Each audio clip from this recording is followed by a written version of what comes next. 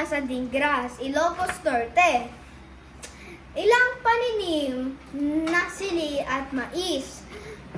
Tuyo na dahil yan sa tindi ng heat index. Bitak-bitak na lupa ang bumunggat sa lupang taniman. Nang ilan nating magsasaka sa Ilocos Norte at sa iba pang kariting bayan.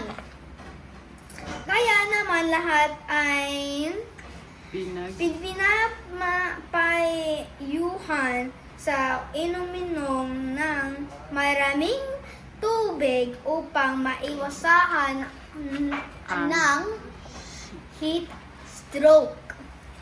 Ako po sinowasad kay Kilantang nag-uulat para sa 24 oras.